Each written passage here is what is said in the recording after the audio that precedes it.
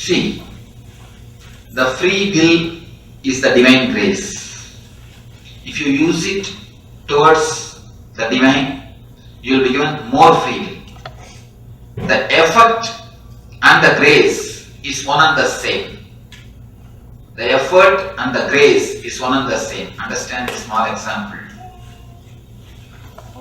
A cow, if it is tied with a 5-meter rope in a pole, inside that 5 meter, the cow can sit, stand, or eat the grass, sleep. It has got free will.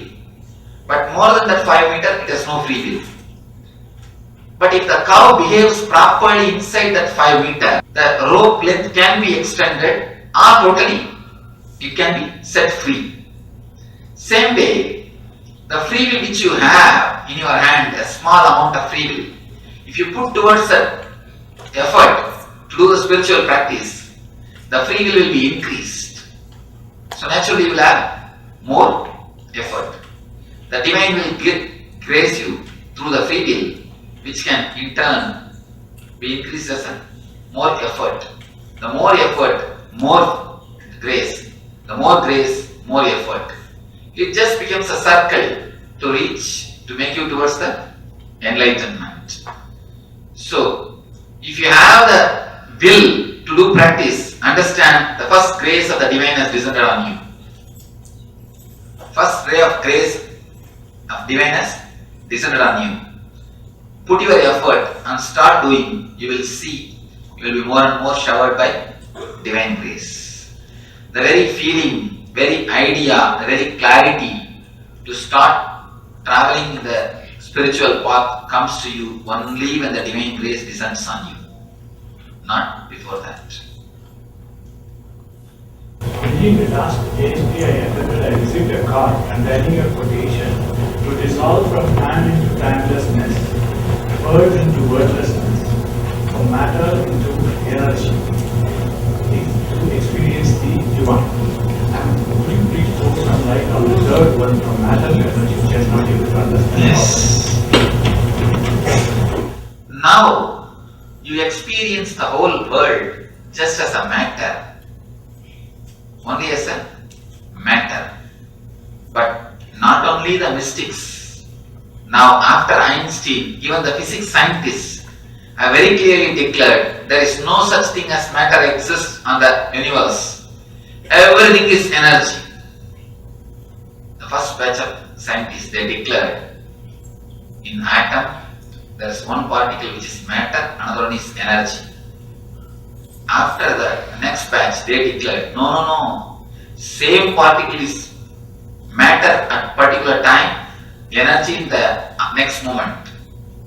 Next, now, they say the quantum physics. It is matter and energy in the same time.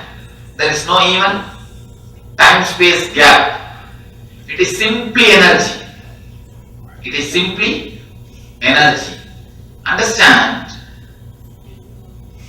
The idea of matter enters into you as long as you think you are matter. As long as you identify yourself with the body, you think the existence is also matter. Once you experience the glimpse of the energy in you, you will understand the whole thing is energy. For example, when you look at a rose early in the morning, you stop. The moment you look at the rose, immediately the rose word appears in your mind. Next will be all the roses which you have given to somebody, presented to somebody, are the roses presented to you, that memory. Third, how you behaved or how she behaved. Fourth, whether love or hatred related to that incident. Slowly the thinking will go on. You will forget the real rose which is here. That is what usually happens in our mind. The moment you start verbalizing, you miss what is reality. Your mind goes somewhere. You are somewhere else. Try this simple experiment. Sit with some tree or with some plant or with some thing, don't use the name. If it is rose plant, don't use the word rose bush. It is beautiful. Don't use all those words. Drop all the words. It's looking nice. It's colorful. Don't use all those words. Drop all the words. Just see as if a child sees how he looks. Only after 3 years your verbalization starts. Below 3 you don't have verbalization. If a child sees, how he or she will see. When a child sees, he looks through his whole being. That is why you can see their eyes so bubbling, so alive. There is no words inside. Now for us, our mind is creating words. In Patanjali there is a beautiful word called ojas. Means, you need to understand. Many people ask me, Swamiji, how when we listen to your discourse, we forget the time? How it happens? We are just sitting. How our mind is so concentrated. One important thing you should understand. When I speak, if I have the inner chattering, when you hear, you will also have inner chattering. When I speak, if I don't have two mind, if I am total, you also have to listen totally. Automatically your mind will become one. If I am double, if I am 2%, you will also be 2%. If I am single, naturally you will become single. When you are single, without having two things, seeing and verbalizing, the rose also will start looking in a different way. Now, because you are double, one is seeing, another one is verbalizing. With kids, two things never happens. They don't verbalize. They just see. Just like a child, look freshly, directly, without words. Don't use all your knowledge about rose bush. Don't use all your analysis about rose. Don't use all those things. Just look directly, simply, without knowing about the words, about the brand, about the color. All those things are just foolishness. Just yesterday, we have been to Faisal Ring.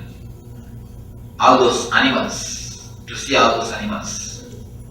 Some of the devotees were with me. Continuously they are analyzing the brochure. What is the name, from which country, and all those things. Of course, I was just feeling, just seeing itself is so much. I never felt like asking their name or which country, all those, these, that, details. When you intensely feel, that itself is more than enough. When they tell the name, all right, okay, but even though knowing the name, what am I going to do? What are you going to do? Nothing. If you enjoy the scene, that's enough, over. It is for the people who do research, for them to know the name, age and all those things. From which country, these, that, details. For us, just the scene, how beautiful, over. When you look at the rose plant, instead of bringing words about the plant in your mind, just look. If a child looks, how he will look, how she will look, in that same way look. Don't allow any thoughts. Look deeply. You will see that rose is a living energy just like you. You will feel the same energy which you feel inside you into that rose. If you master this technique only once if you master this technique with the rose, you can relate with anything and feel it is energy, it is not matter. You can relate with stone, you can relate with the tree, you can relate with moon, you can relate with sun, you can relate with idols and feel they are gods, they are energies, not matter. So only once if you know the knack or technique to relate with the existence without words, you will dissolve matter into energy. You will experience matter into energy. You will start feeling it's a living beings. Ramakrishna says, when I do the Kali Puja, sometimes if I get a doubt whether it is a Vigraha or whether it is a just idol or Devi, I will take a thread and keep near her nose to see whether she is breathing or not. Always thread used to move because of our inhaling and exhaling. He says because of our inhaling and exhaling, thread used to move. When you know a simple technique of having a glimpse, one glimpse of relating with the divine without words, then you will know how to dissolve the matter into energy. Then your whole life is just energy. There is nothing called matter on the planet Earth, on the universe, because universe is energy. Existence is energy. That's what we say in the Upanishads. Prajnana Brahma. Intelligence is existence. The whole existence is intelligence. It is not a dead matter. It's a prajnana. It's a living existence. When you realize the whole thing is energy, you will understand it's a living existence. Prajnana Brahma. Thank you. You mentioned about suffering. Suffering, you look at, you have mental suffering, you have physical suffering. Is there unity in suffering? And you said that you should get rid of your ego and hence you would reduce suffering. But some of us, we have a lot of physical suffering. How do you overcome that? It's a wonderful question. But sorry to be truthful. Sometimes truth hurts. It is our ego which invites even physical suffering. Let you understand a little deeply. Ramana Maharshi was questioned by one of his disciples. Ramana Maharshi had a cancer in his last phase of his life. Somebody questioned him, Bhagavan, are you suffering? He says, there is a pain but not suffering. There is a pain but no suffering. It's a little intricate thing to understand. When you have the attitude to attract the pain, attract the suffering, you create more and more sufferings in you. More and more pain in you. The mental setup which attracts the pain, which attracts the suffering, is what I call ego. There is a particular mental setup which we may call it as karma, but I don't want to use that big word. I call it mental setup. That mental setup is one of the important reasons for all our even physical sufferings. Every pain has got its own emotional root. According to the Puranas, even the accidents are your own guests. You invite them. Even the accidents. One important thing you should understand, when I say it may look like a story, it may look like a tale. When you look a little deeply to analyze, when you look a little deeply into the mind, you will be able to understand there can be nothing on the planet Earth which is not having any cause. There can be no coincidence in the planet Earth. Can you say anything happens without cause? Everything happens only with a cause and effect. Only with a cause there is an effect. When you don't understand the link between cause and effect, you say it is coincidence or miracle.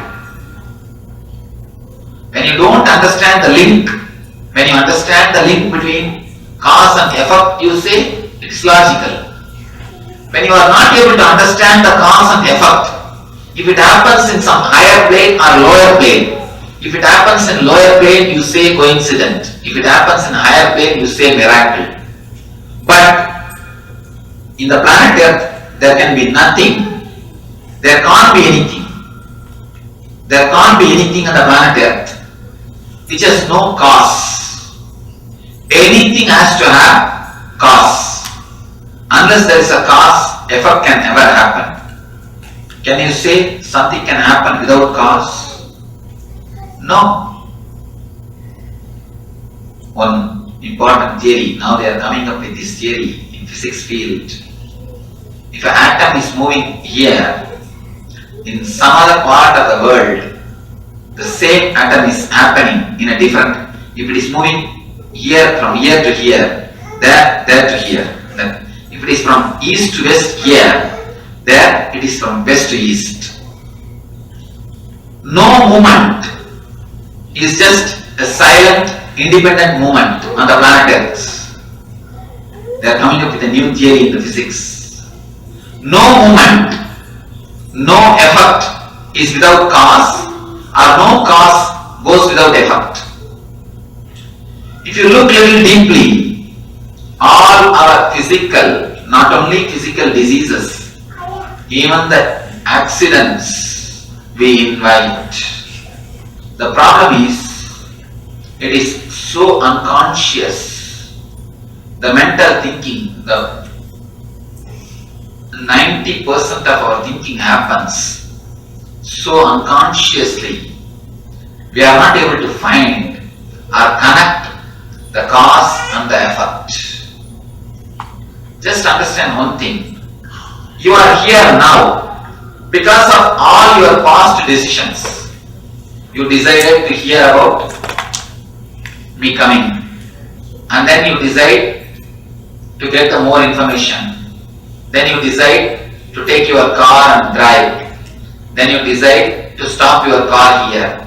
Then you decide to come in and sit. Then you decide to continue to sit. The totality of all these decisions only is making you to sit here. Totality of all these past decisions are your present moment.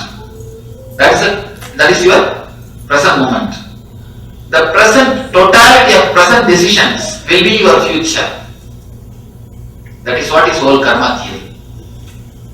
Totality of all your past is present. Totality of your present will be your future. The problem is, most of the decisions we take unconsciously. There are so many thousands of decisions we take unconsciously. That is the reason you are not able to connect the cause and the effect. Flood more awareness, more intelligence into your thinking system. Flood more awareness, more consciousness into your decision making system. People ask me, Swamiji, how do we take birth? Who decides our life? I tell you, it is you who decide even your life. It is you who decide even your body. You may think, what are you talking, Swamiji? Whether you believe or not, whether you accept or not, whether you understand or not, there are few truths, there are truths. They may not have become facts by scientific research, but there are truths. Even before Newton discovered gravitation theory, gravity was there. Am I right? Before Newton also, apples were falling down. Do you think before Newton apples were going up? No. Before Newton also, apples were falling down. Before Newton, gravitation was a truth. After Newton, it has become a fact. He made it as a clear fact and figures. Same way, there are the few truths. They have not yet become facts. They are truths, but they are yet to become fact. These are the few things. They are truths yet to become fact. Important thing, including your body, you create with your mind, with your ego, with your structure. Krishna says, the last moment of your demise, what is your thought? That is only going to decide what is your next birth. It's a very important thing to understand. Last moment, what you think, that only is going to decide what is your next birth. Actually, when you die, when you leave the body, your whole life will come in a small fast-forward form, in a condensed form. You will see your whole life in a condensed way, in a very short way, just in few minutes, the whole thing will come.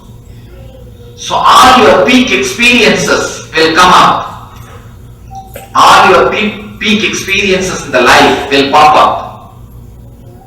You will see all the peak experiences. If you have lived throughout your life just by eating, naturally what will you think? Anyhow, even if I take one more body, I am going to eat. Let us take a body which is very comfortable for eating. Which is the best body for eating? Pig, naturally.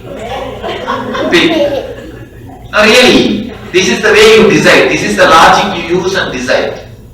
You see the totality of your peak experiences. Based on that, you design your own body.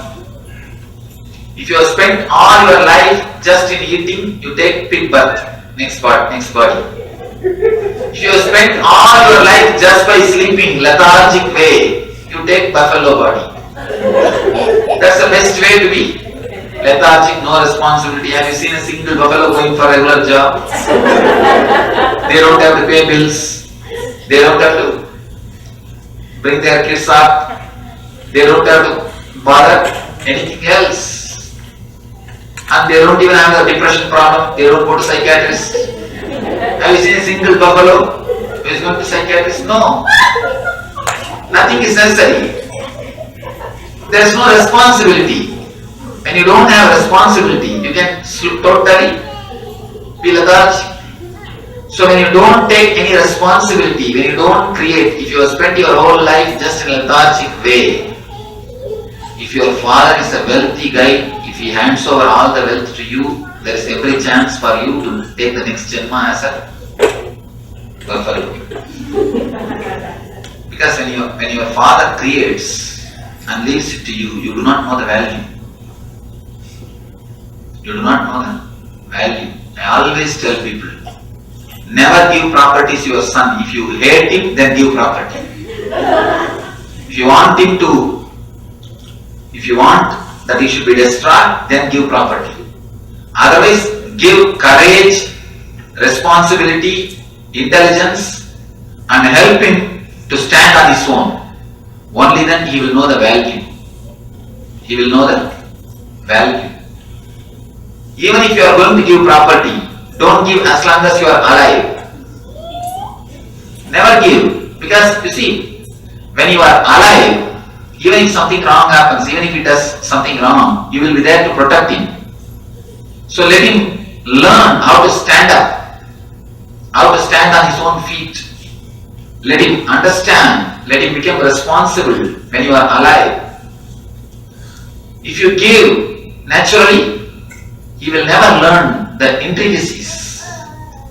See, Lakshmi will stay only when you create. Never if it simply comes.